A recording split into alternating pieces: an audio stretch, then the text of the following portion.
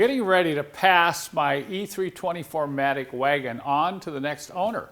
The new owner happens to be a friend, so you know what that is like. You know, it's a little risky selling a car to your friend, but I'm going to do a full service on this thing, full inspection today to make sure everything's right.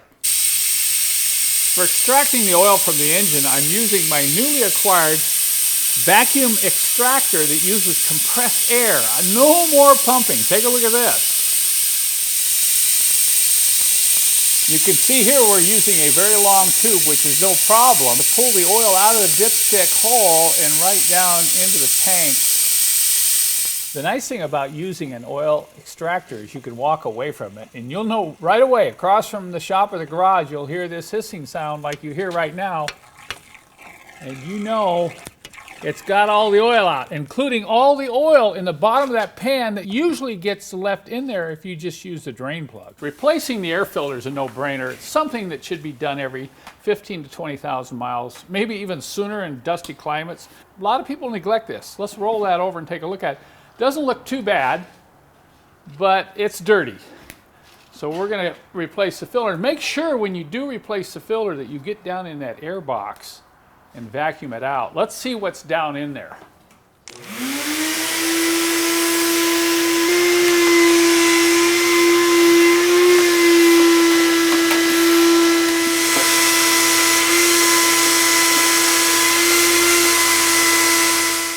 Now here's one reason why I really like these M112 and M113 engines, and that's oil filter replacement. I don't think I've ever been able to change oil on a car and have it be as clean as on this car here. You don't have to get under the car, you don't have dripping oil when you pull the filter out going all over the engine. If you use a drip pan like this, you can get it out, get it on top of the pan, and look at that, no drips. Since this engine now has 158,000 miles, I'm going to use my favorite high mileage motor oil. Now I've done a separate video on this, and I'll put a link below the description of this video that'll take you to that if you want more information.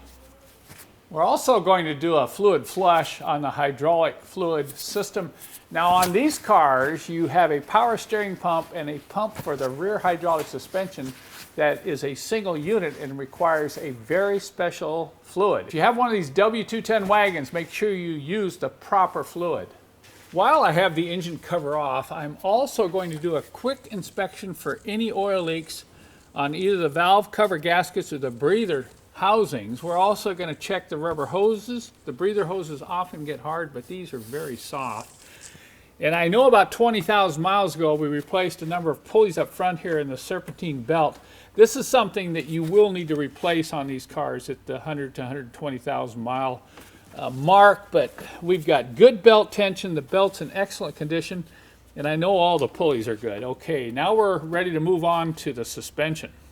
Next up is a rear differential fluid change. If you've watched my other videos, you know how I used to hate this job until I developed this pressure tank here that I can just pump up and walk away and fill the rear end without any effort at all. And I'm using my favorite differential fluid, Royal Purple. Since there is no drain plug on the front differential, I'm using my compressed air extractor to pull the fluid out of the fill hole. This is a little tedious because the fluid's so thick, but we'll just sit here and let this run, and we'll keep an eye on it, and when it starts sucking air, we'll know it's pulled all the fluid out. We're now using the pressure tank to fill the front differential, and we happen to just turn our backs, and sure enough, it overfilled. That's why you always want to have a drip pan underneath where you're filling, because sometimes you might have another thing going on and might get distracted. So just a little tip here, always have a drip pan underneath this pressure fill tank of mine. And of course, we're going to change out the brake fluid by flushing new fluid through the system using my pressure bleeder. This is absolutely the best way to bleed brakes. It's a one-man operation. You literally fill up this tank with brake fluid. You have to have the right cap connection to the brake fluid reservoir. You pump up pressure, and then you just go around to each of the four wheels and bleed out the brake fluid until it runs clear.